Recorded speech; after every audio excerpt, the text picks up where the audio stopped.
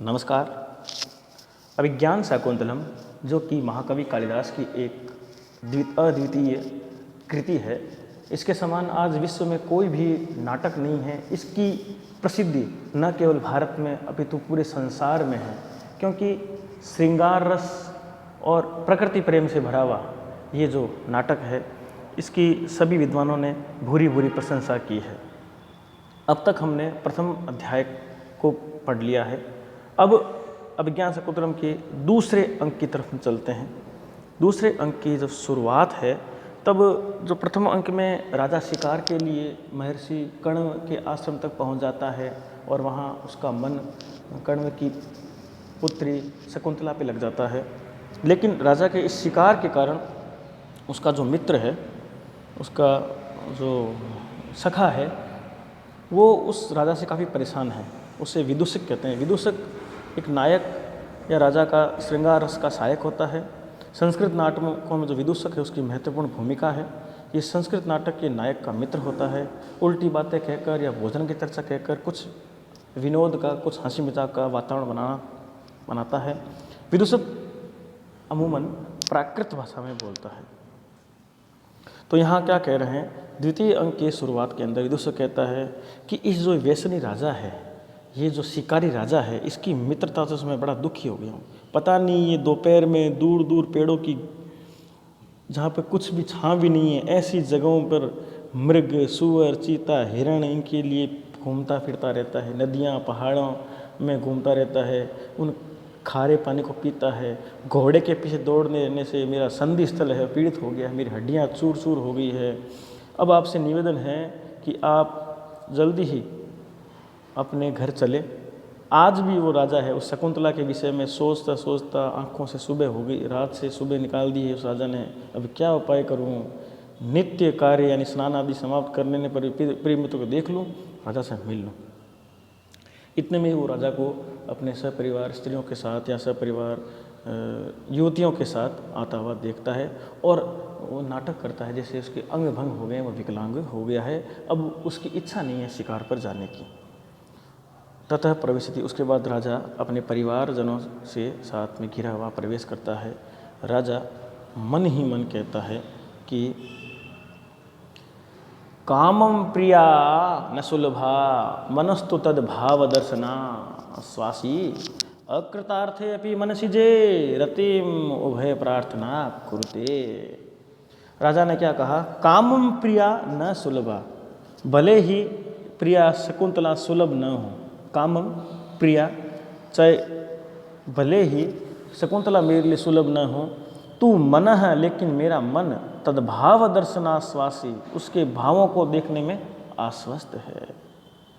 क्यों?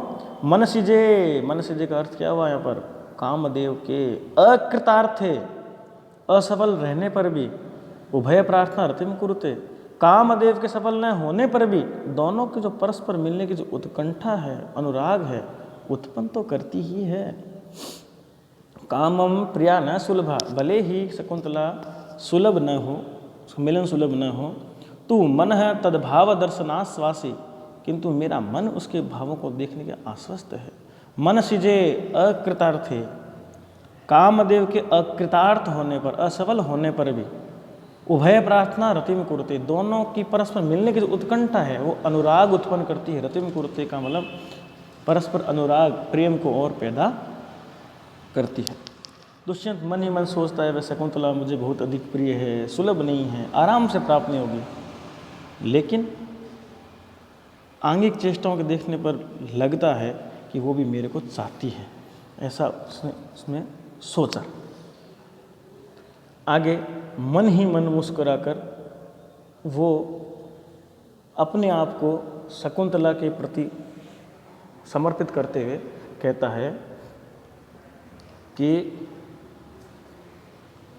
स्निग्धं वीक्षित मन्यतोऽपि नयने यत् प्रेरयन्त्यातया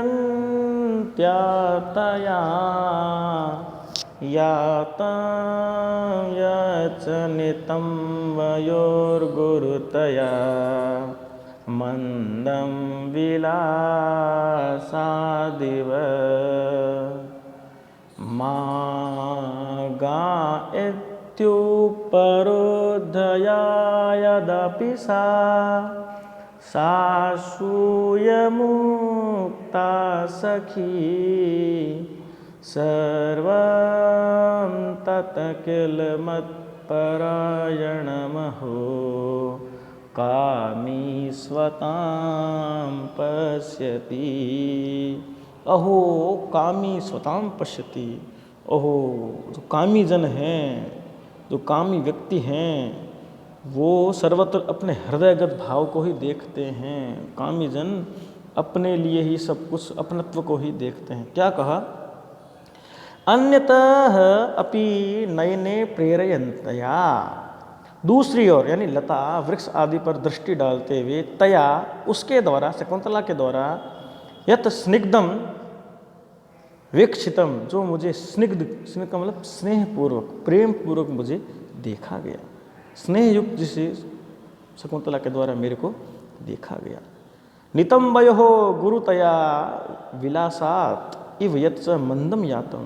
नितंबयो, नितंबों के यानी कटी प्रदेश के नीचे का भाग, नितंबों के गुरुतया भारीपन के कारण, इव यत्स मंदम यातम, इव की तरह मानो, यत्स जो कि मंदम यातम जो धीरे धीरे चल रही थी, माँ गा मत जाओ इति उपरुद्धया, मत जाओ ऐसी अनुरोध करने वाली, रोकी गई, सा सखी अपनी सखी, यद्यपि सा स्वयं उक्ता, अपनी सखी जो प्रेमदा को ईर्ष्यापूर्वक कहा था कि मत जाओ, तत्सर्वम मत परायणम किम, वो सभी लगता है मुझे उद्देश्य करके ही कहा था।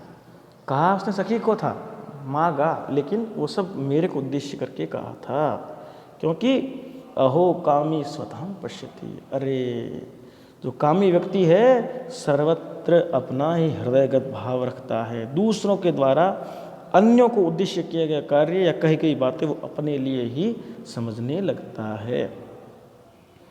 ऐसा उस श्रृंगार रस में डूबे हुए उस प्रेमिका शकुंतला के प्रेम में डूबे हुए अभिज्ञान शकुंतलम के नायक दुष्यंत की मनः स्थिति ये है कि हालांकि शकुंतला अपनी सखी को मत जाने का, न जाने का अनुरोध कर रही है, लेकिन उसे लग रहा है कि मानो वो सब कुछ मेरे को ही कह रही है। इसके उपरांत ये जब सोच रहा था तभी विदूषक के जैसे ही नज़दीक पहुंचता है तो विदूषक हाथ में लकड़ी लिए हुए खड़ा रहता है। तो राजा हंसकर कहता है कि तुम्हारा अंग भंग कैसे हुआ? तो विदूषक कहता है महाराज ये सब आपके कारण ही है। क्यों? कि आपने मुझे पता नहीं कहाँ कहाँ इस शिकार के पीछे पीछे दौड़ाया, मेरे अंग भंग का आप ही कारण हो। तो राजा ने कहा कैसे? कि राज कार्यों को छोड़कर हिंसक जीवों से व्याप्त प्रदेश में बहेलियों के जैसे आप रह रहे हो, जंगली जीवों को भगाते रहने से आपके साथ साथ मेरे अंग ढीले पड़ गए हैं, मेरे जोड़ खुल गए हैं, मेरे अंग वश में नहीं है, अतः आप मुझे विश्राम करने दें। राजा मनी मन सोचता है कर्णपुत्री शकुंतला का स्मरण करने से, शिकार खेलने से मेरा मन भी विरक्त हो गया है। कर्णपुत्री शकुंतला है, उसका विचार करने से अब मेरा मन भी शिकार करने से अब ऊब गया है, मेरा मन भी शिकार करने का नहीं करा। तो राजा कहता है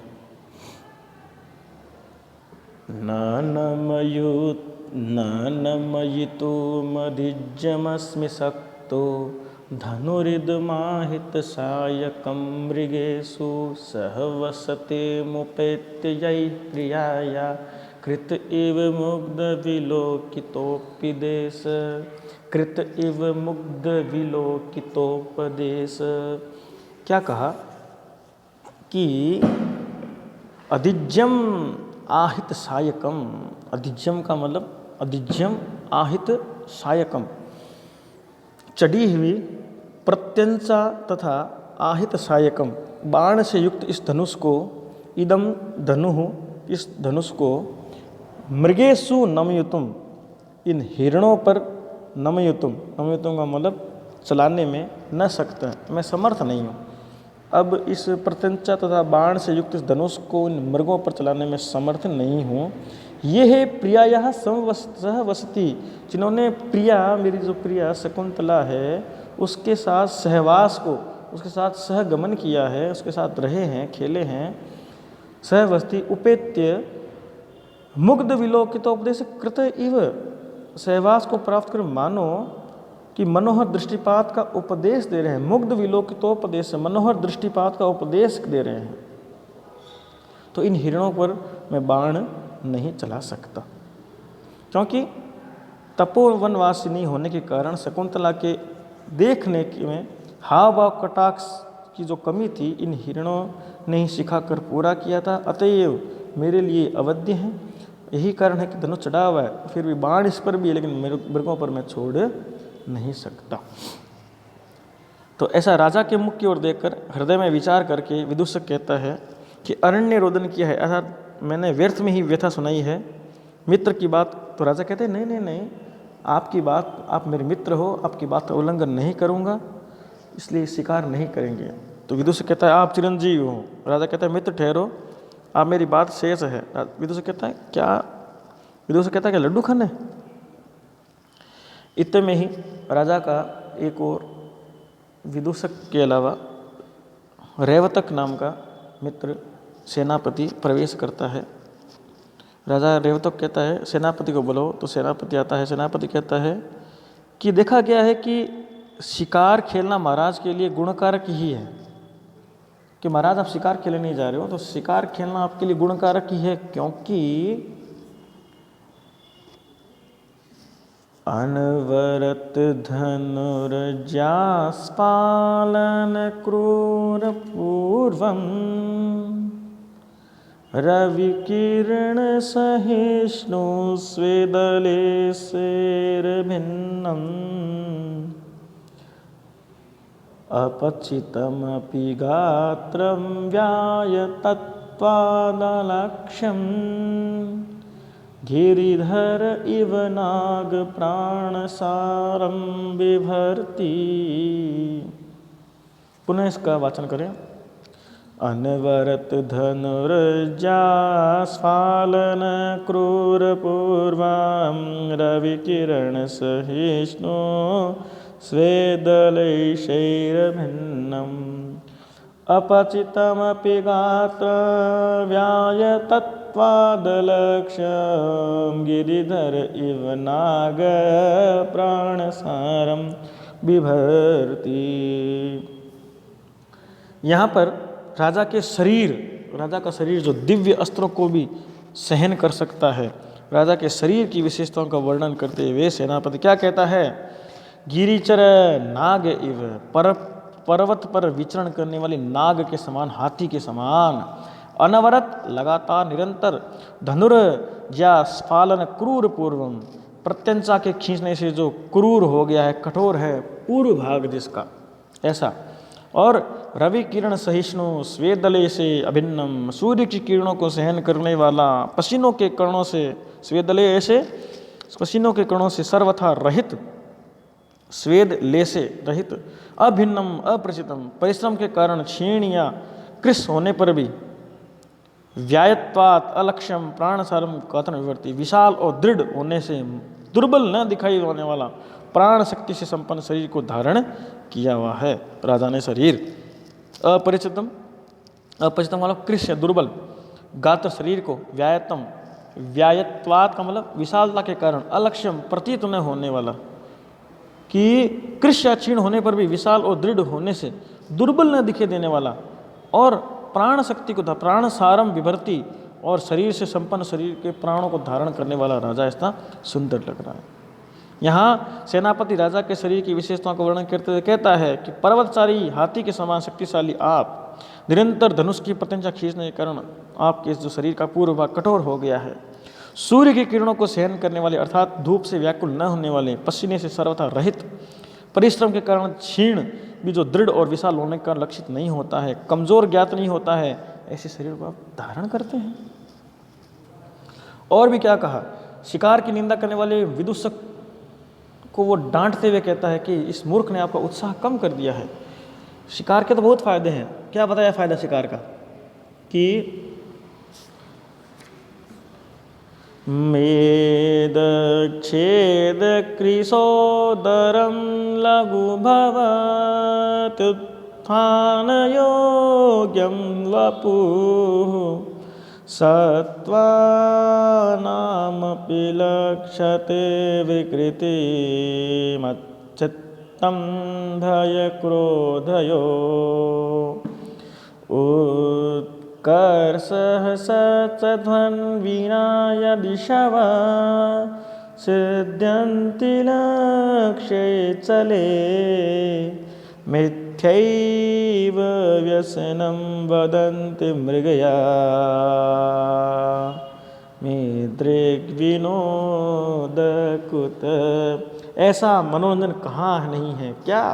वपुः शरीर से, मेद छेद कृशोदर चर्बी के कम होने से पतले उदर वाला, लघु उत्थान योग्यम भवति चुस्त और परिश्रम करने वाला योग्य, चुस्त और परिश्रम करने योग्य हो जाता है। उत्थान योग्यम सरलता से उठने योग्य हो जाता है, चुस्त हो जाता है।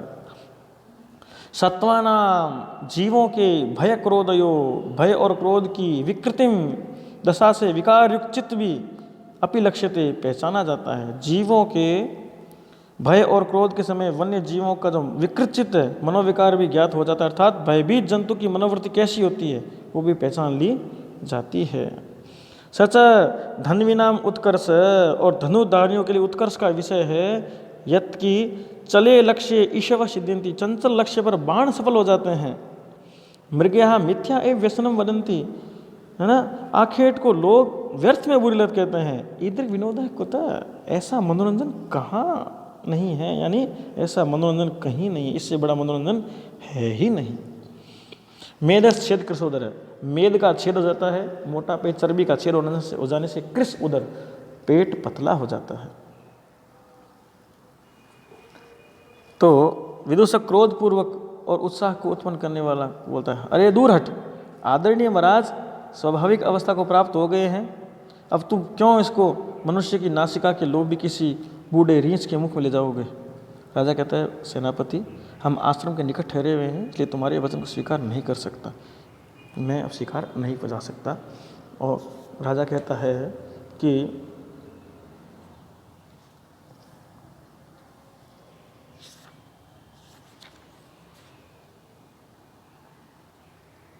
गाहन्तां महिषा निपान सलिलं शृङ्गैर्मुहुस्ताडितं छायाबत कदम्बकं मृगकुलं रोमन्थमभ्यस्तु विस्रब्धं कृजतां वराहपतिभिर्मुस्ताक्षतिः पल्वले विश्रामं लभतामिदं च शिथिलज्याबन्धमस्मद्धनु। क्या कहा कि अब किसी भी जानवर को, किसी जीव को परेशान मत करो कि महिषाहा श्रृंगे, भैंसें अपनी सींगों से, मुहु बार बार, ताड़ितम निपान सलिलम गाहंतम, बार बार विलोडित किए हुए सरोवर के जल में, निपान सलितम गाहंतम, स्वस्थ जल में स्वस्थता से अवगहन करे। छायाबद्ध गाहंतम यानी उसमें प्रवेश करे, पानी में चली जाए। और छायाबद्ध कदम्बम, कदम्बकम, छाया में झुंड बनाकर एकत्रित हुए मृगकुलम, मृगों के समूह, रोमंथम जुगाली करे, जुगाली करने का अभ्यास करे। वराहपति भी, बड़े बड़े जंगली सूकरों के द्वारा, विश्रब्दम बिना किसी भय के, पलवले अल्प जल वाले गर्तों में, मुष्टाक्षति क्रियताम, मुष्टाक्षति क्रियताम का मतलब हुआ नागर मोथा को तोड़ें, किसी एक विशेष घास को तोड़ें। शिथिला ज्याबंधनम, और शिथिल प्रत्यंचा वाला मेरा ये धनुष, इदम अस्मद धनु, चाहे विश्रामम लबताम, अब विश्राम करे। यानी अब मैं आश्रम के पास हूँ, शिकार नहीं करूँगा। मृगया का, प्रशंसा का इसमें अनुमोदन मैं नहीं कर सकता। अब मेरी आज्ञा से जो महिष हैं, भैंसें हैं, सींगों द्वारा बार बार विलोड़ित किए हुए सरोवरों के पानी को स्वेच्छापूर्वक नहाए, शिकार नहीं करूँगा। सभी वन्य पशु स्वेच्छापूर्वक निश्चित होकर विचरे, मेरे डर से छिपने की आवश्यकता नहीं है, मैं शिकार नहीं करूँगा। छाया में एकत्रित हुए मृगों के झुंड निश्चित होकर जुगाली करें, क्योंकि मैं शिकार नहीं करूँगा। और जंगली शुकर हैं, जल गर्तों में नागर मुथा खाएं, और अब मेरा शिथिल प्रत्यंचा वाला धनुष है वे भी आराम करे, क्योंकि मैं अब शिकार नहीं करूँगा। ऐसा राजा ने कहा।